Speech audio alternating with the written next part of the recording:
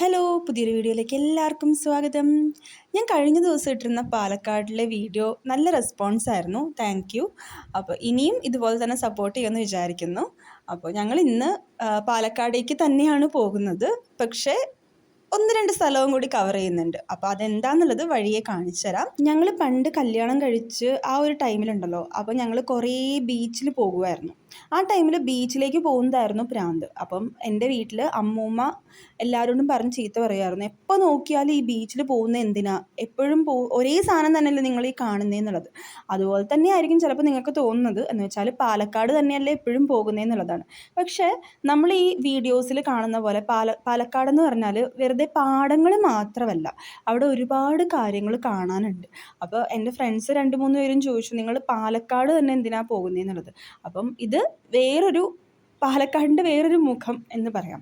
അങ്ങനൊരു സ്ഥലത്തേക്കാണ് ഞങ്ങളിപ്പോൾ പോകുന്നത്. അപ്പോൾ പോകുന്ന വഴിക്ക് ഞാൻ പറഞ്ഞതുപോലെ ഞങ്ങൾ ഒരു അമ്പലത്തിലും കൂടി കയറുന്നുണ്ട്. ആ അമ്പലമാണെങ്കിൽ ഇപ്പോൾ ഇൻസ്റ്റഗ്രാമിലും ഫേസ്ബുക്കിലും ഒക്കെ ഭയങ്കര ഫേമസ് ആയിട്ട് നിൽക്കുന്ന ഒരു അമ്പലവും കൂടിയാണ്. പണ്ട് ഈ അമ്പലത്തിൻ്റെ ഫ്രണ്ടിലൂടെ പോകുമ്പോഴേക്കും എനിക്ക് ഭയങ്കരമായിട്ട് സങ്കടം തോന്നാറുണ്ടായിരുന്നു. അതിനൊരു കാരണമുണ്ട്. നമ്മൾ സാധാരണ അമ്പലത്തിൽ പോകുമ്പോൾ നമ്മൾ എല്ലാ കാര്യങ്ങളും നല്ല റെസ്പെക്റ്റോട് കൂടിയാണ് ചെയ്യാറ്, അല്ലേ? ഇപ്പോൾ അവിടെ പോയിട്ട് തൊഴുന്നു, അവിടെ പോയിട്ട് നമസ്കരിക്കുന്നു, അതുപോലെ തന്നെ നമ്മൾ എന്തെങ്കിലും വഴിപാട് ചെയ്യുമ്പോഴേക്കും റെസിപ്റ്റ് എടുക്കുന്നു, അങ്ങനെയൊക്കെ. പക്ഷേ ഈ അമ്പലത്തിൽ പോകുമ്പോൾ മാത്രം നമ്മൾ ചില്ലറ എടുത്ത് എറിഞ്ഞു കൊടുത്തോണ്ടിരുന്നത്. ഇപ്പം തന്നെ നിങ്ങൾക്ക് കാര്യം മനസ്സിലായിട്ടുണ്ടാവും. അതെ, ഞങ്ങൾ പോകുന്നത് കുതിരാൻ അമ്പലത്തിലേക്കാണ്.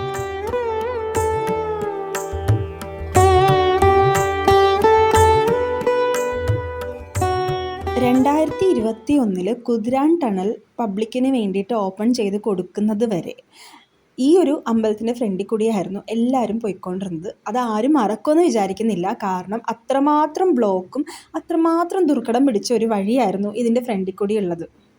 പണ്ടാണെങ്കിൽ ആൾക്കാർ ഈ നശിച്ച വഴിയിലൂടെ പോകണമല്ലോ എന്ന് വിചാരിച്ചാണ് ഈ വഴിയിലൂടെ വന്നിരുന്നതെങ്കിൽ ഇപ്പോൾ എല്ലാവരും ഇഷ്ടത്തോടു കൂടി ഒരു ടൂറിസ്റ്റ് സ്പോട്ട് എന്നുള്ള രീതിയിലും കൂടിയാണ് ഈ വഴിയിലൂടെ പോകുന്നത്. അത്രമാത്രം പച്ചപ്പാണ് ഈ വഴിയിൽ. അപ്പോൾ അതുകൊണ്ട് തന്നെയാണ് ഈ ഒരു അമ്പലം ഇപ്പോൾ ഫേമസ് ആയിട്ട് ഈ ഇൻസ്റ്റഗ്രാമിലും ഫേസ്ബുക്കിലും ഒക്കെ അവർ കാണിക്കുന്നതും. പിന്നെ വേറൊരു കാര്യം ഞാൻ ശ്രദ്ധിച്ചത്, നമ്മൾ സാധാരണ ഹൈവേ കൂടി പോകുമ്പോൾ നല്ല ചൂടാണെങ്കിൽ ഈ ഒരു അമ്പലത്തിൻ്റെ അങ്ങോട്ടേക്ക് കയറി കഴിയുമ്പോൾ പെട്ടെന്ന് ക്ലൈമറ്റ് ചേഞ്ച് ആയതുപോലെ തോന്നും. മഴക്കാലവും കൂടി ആയതുകൊണ്ടായിരിക്കാം അവിടെ നല്ല തണുപ്പായിരുന്നു ഞങ്ങൾ ആ പോയ സമയത്ത്.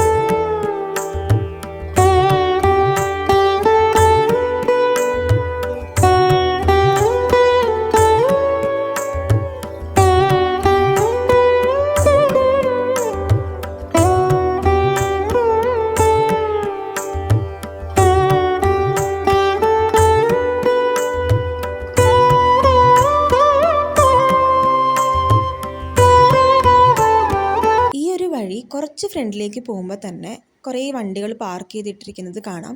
അവിടെയാണ് അമ്പലം വരുന്നത്. ഇതിന് സ്പെസിഫിക് ആയിട്ട് പാർക്കിംഗ് ഒന്നും ഉണ്ടെന്ന് തോന്നുന്നില്ല. വഴിയിൽ തന്നെയാണ് എല്ലാവരും പാർക്ക് ചെയ്യുന്നത്. കുറച്ച് പേരെ ഉണ്ടായിരുന്നുള്ളൂ ഞങ്ങൾ പോയ സമയത്ത്. അതിരാവിലെ പോയത് കൊണ്ട് തന്നെ നല്ലൊരു വൈബായിരുന്നു. അമ്പലത്തിലേക്ക് എത്തിക്കഴിഞ്ഞപ്പോൾ അവിടെ വലിയൊരു മുരുകൻ്റെ ഒരു പ്രതിമ വെച്ചിട്ടുണ്ട്. അതിൻ്റെ ഇടയ്ക്ക് കൂടി ഇങ്ങനെ സൂര്യരശ്മികളൊക്കെ വന്ന് വീഴുന്നത് കാണാനായിട്ട് തന്നെ നല്ല രസമായിരുന്നു. പിന്നെ ഇവിടെ കുറേ കുറുമ്പന്മാരായിട്ടുള്ള കുറേ കുട്ടിക്കുരങ്ങുകളുണ്ട്.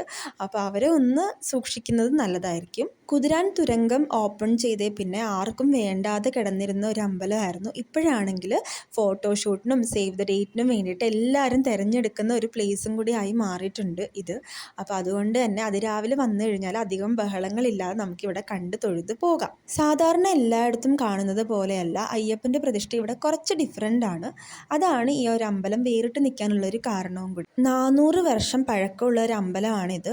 അപ്പോൾ അയ്യപ്പൻ്റെ പ്രതിഷ്ഠയ്ക്കുള്ള ഒരു ഡിഫറൻസ് എന്ന് പറഞ്ഞു കഴിഞ്ഞാൽ, സാധാരണ പുലിപ്പുറത്താണ് അയ്യപ്പൻ വരുന്നതെങ്കിൽ ഇവിടെ അയ്യപ്പൻ ഇരിക്കുന്നത് കുതിരപ്പുറത്താണ്. അപ്പോൾ കിരാതമൂർത്തി ആയതുകൊണ്ടാണ് അങ്ങനെ ഒരു ഡിഫറൻസ് എന്നാണ് എനിക്ക് തോന്നുന്നത്. ഇവിടെ ശിവൻ്റെ പ്രതിഷ്ഠയുണ്ട്, പിന്നെ നാഗങ്ങളും ഉണ്ട്.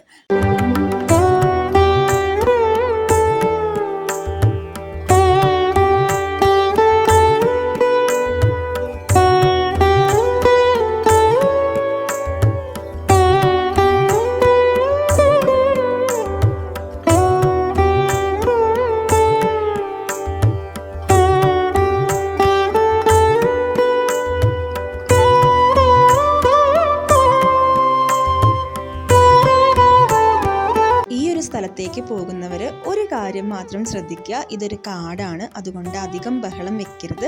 അതുപോലെ തന്നെ അവിടെ പ്ലാസ്റ്റിക്കും കാര്യങ്ങളൊക്കെ വലിച്ചു വാരി ഇടരുത്. ആ ഭംഗിയുള്ള സ്ഥലം അത് അതുപോലെ തന്നെ ഭംഗിയോടുകൂടെ തന്നെ നിൽക്കട്ടെ, അതല്ലേ നല്ലത്. അപ്പോൾ അടുത്ത വീഡിയോയിൽ ബാക്കിയുള്ള വിശേഷങ്ങളൊക്കെ പറയാം. അടുത്ത വീഡിയോയിൽ കാണുന്നവരെ ബൈ ബൈ.